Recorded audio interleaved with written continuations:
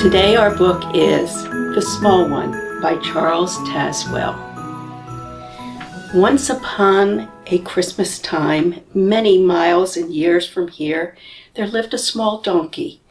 He was 14 unhappy years old, and he had worked hard and long for at least 14 masters. He was battered and scarred, and his tail was like a piece of limp rope, unraveled down to the end. One of his ears stood straight up, just like a cactus plant, while the other ear hung down low, like a wilted cabbage leaf. Yes, and his hind leg had a decided limp. His name was Small One.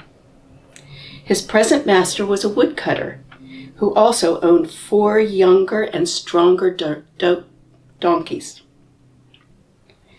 The woodcutter's son cared for Small One. He saw to it that Small One always had dry straw for his bed, and that the load of wood to be carried to town wasn't too heavy for Small One's aging back. The boy and the donkey were best friends. Well, early one morning the woodcutter called his son to him and said, "Son, I wish you to take the old donkey to a shop just inside the gates of town. They will give you 1 piece of silver in exchange for the animal." "You mean," there was a sudden alarm and fear in the boy's voice, "you don't mean you're going to sell Small One? He can no longer do his share of the work. Why, even when carrying half the load of other donkeys, his worn-out legs tremble and his sides heave like billows. An old donkey is no use for anyone. You will start at once." The boy, striving to hold back the hot tears, nodded his head. The father went on, trying to speak lightly. "The shop where you will go and take the donkey is the second shop on the left as you pass the town gates." "The second on the left?" And sudden realization and fate in store for Small One turned the boy's grief into horror. But that's the tanner's." The father spoke gruffly to cover his own discomfort. "The beast's hide is old, but it will make good leather." "But he's been faithful. He worked hard. He's done his best. You can't sell him to the tanner to be killed." "Come now, I'll have no tears." The father hardened his heart and made his voice strong. "Shame on you, crying over a miserable donkey. Now hurry, be off with you. If you start at once, you can be home before nightfall. And remember, take good care not to lose that piece of silver, or you'll do without supper." The boy picked up the old strap that was Small One's single earthly possession and placed it around the little donkey's neck. Following the wood path to the road, the small boy and the small donkey began their sorrowful journey to the town. People along the way wondered why the small boy was crying. They couldn't know that he was listening to Small One's hooves on the road, and the hooves seemed to beat out the words, "Going to Tanner's, going to Tanner's, going to Tanner's." And all along the miles, the boy tried to think of some way to save his friend. It was late morning when the small boy and the small donkey went through the great town gates. It was market day, and suddenly he remembered there was a horse market on the square. Yes, and if he could sell Small One to some new and kind master, the little donkey wouldn't be killed, and yet his father would still receive his 1 piece of silver. There was no doubt at all in his mind that it would be easy to find an eager buyer for such a superior animal as Small One. Only 1 piece of silver? Why, Small One was worth 50. Yes, 100 pieces of silver. The boy and his donkey were swallowed up by the crowd that moved in a steady stream, under the watchful, unsmiling eyes of the guards of the gate, toward shops and markets in the town. It was high noon when the boy and Small One came to the horse market. a place filled with shouts and loud voices of men and the smell of leather and horse sweat. Tied to a long rail were all the animals to be sold, 20 sleek, beautiful mares and stallions, rubbed and brushed and combed until their coats glistened and shone in the sunlight. Holding tightly to Small One's robe, and with his face streaked with dust and tears, the boy pushed his way towards the platform of the shouting auctioneer. He stopped. "Please, sir." His voice quivered and the words seemed to stick crosswise in his throat. "Please, sir, would you like to buy a fine donkey?" "What?" The man looked down at the frightened face. "What did you say, boy?" "This donkey, he's for sale, strong and very willing, and the price is very cheap, but 1 piece of silver." "No," the man turned away. "No, I do not have use for a donkey." The boy moved off, holding fast to the strap around Smallwood's neck. The voice of the auctioneer rose again over the sounds of the horse market. The boy, leading his small donkey, approached a bearded farmer who sat on a box of fat geese. "Please, this donkey, he's for sale. Would you like to buy him?" "What?"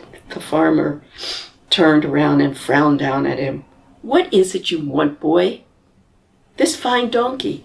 He can be bought for only 1 piece of silver." The boy was desperately eager. "Isn't that a great bargain?" "Go away," the farmer scowled. "Go away and don't bother me."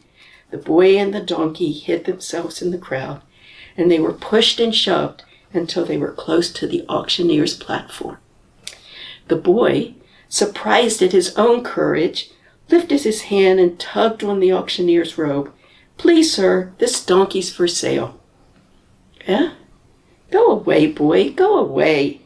But he's a very fine donkey. He's not nearly so old as he looks. He's very strong and eats very little." "This is a horse market, boy." The auctioneer tried to shake off the hand that held tight to the robe. "I haven't time to waste on a miserable donkey. But please, please, wouldn't a small donkey take such a small amount of time?" The auctioneer burst into a momentous roar of laughter that shook the platform. All right, my boy, since you insist." Then lifting his voice, he addressed the crowd. "Gentlemen, your attention, please. This is indeed a day of days, for I have a wonderful bargain to offer you. Just feast your eyes on this strange object in front of my platform. What is it do you want?" "Well," the owner assures me, "that it is a donkey. But to my poor old eyes, it has the appearance of an animated pile of shaking bones." The auctioneer paused while the crowd laughed its approval of his statement. "Look closely, my friend, and you will observe how the moths have been at his hide, and the tail. Is it a tail? I believe it's only the stub of an old broom, worn out from sweeping the courtyard." The marketplace echoed with shouts and laughter. A true and rare museum piece, my friends, moldy with age and loose in the joints. "He's not," the boy's outraged voice rose over the noisy crowd. "He's not like that at all." "Ah," the auctioneer said, "but it's not right to laugh, my friends, because, so his proud owner assures me, because his ancient ruin is distinguished enough to share a stall with the king's horses." "Don't say those things about him. They're not true."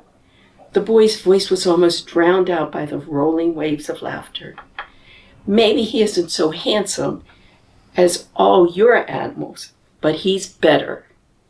He hugged the little donkey's head close to his chest, and his angry tears fell on the rough brown hairs of Small One's nose. "Yes, and he is fine enough to be in a king's stable, and maybe someday that's where you'll find him." And so, with the auctioneer's fading voice in their ears, the boy and his donkey left the marketplace.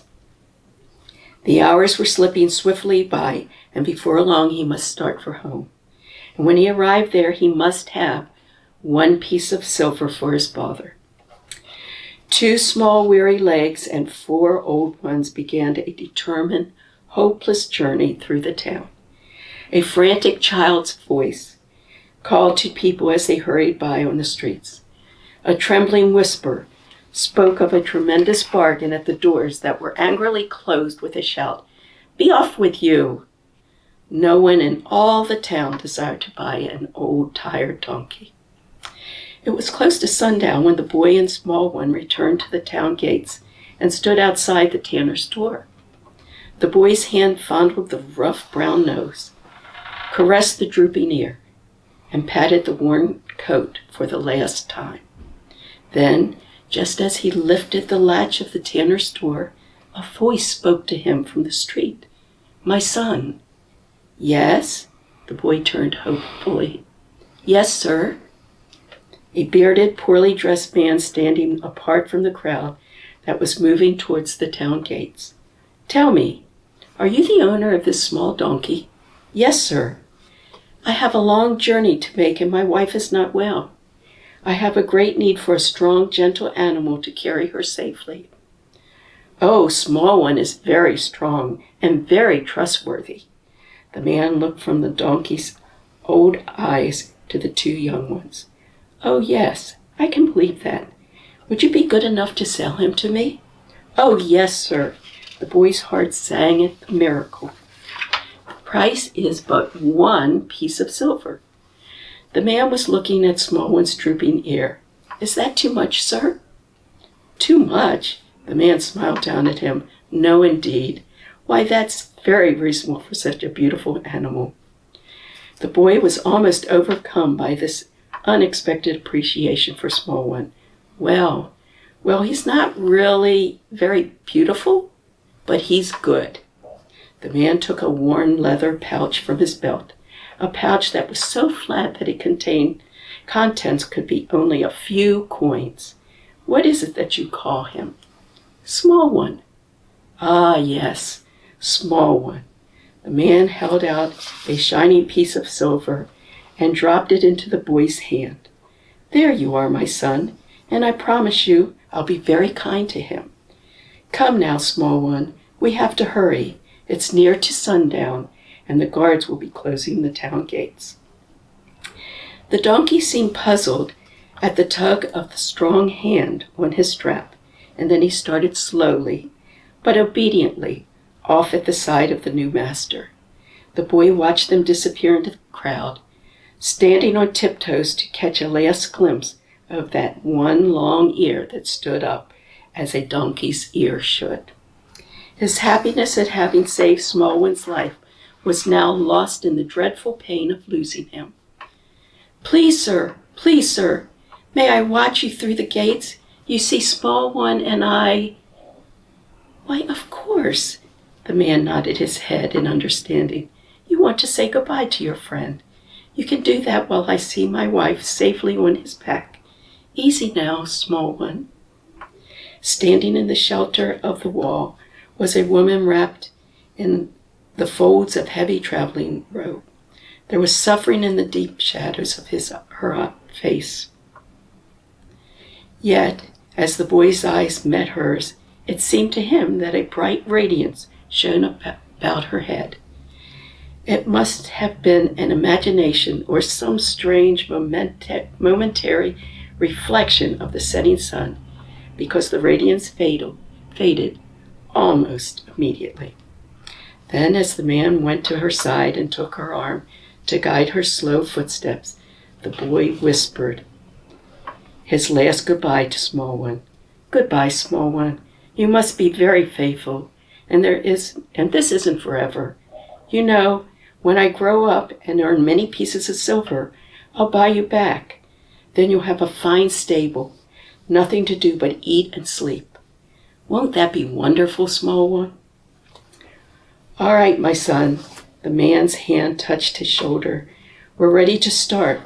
The old donkey lifted his head at the pull of his strap and moved slowly and carefully toward the gates. Suddenly, the voice of a guard called out in a sharp command, "Wait! 1 moment, traveler." "Yes," the man's voice was patient. "Yes, soldier?" "Your name?" "My name is Joseph." "And your wife?" "They call her Mary." "Your destination?" The man looked toward the hills beyond the gates. "We journey to Bethlehem." "Pass, traveler." And so Joseph and Mary and small one passed through the town gates, and the donkey's hoofs rang sharply on the stones of the road, and the sound was very much like music. The boy called a last farewell into the gathering dusk. "Goodbye, goodbye, small one. Be gentle and sure of foot, and carry her safely to Bethlehem." And so small one traveled the many weary miles to Bethlehem. There in a stable he saw a king born, a king of men, of centuries, of life, of death. Yes, and small one's tired old eyes saw the wise men and the shepherds who came to pay his small master his homage. His dim ears heard the voices of angels rejoicing, and the notes they sang were the very ones his own small hoofs had rung out on the stones of the road. Then it came to pass that all those who had laughed at his ragged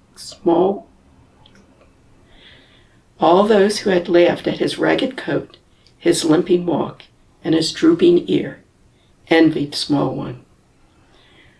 For he traveled the road to Bethlehem to become a part of a great miracle. Oh, this was a long, long time ago, but even today, all small donkeys stand and dream, especially at Christmas time. Dream of small one of Bethlehem. So, my children, don't look so blue. Somewhere a friend is waiting for you. Someone still needs you to brighten his day. There is a place for each small one. God planned it that way. And remember, you may be small, but you are mighty. You may never know your importance yet, because you never know what God has in store for you. A very Merry Christmas and a Happy New Year to everyone.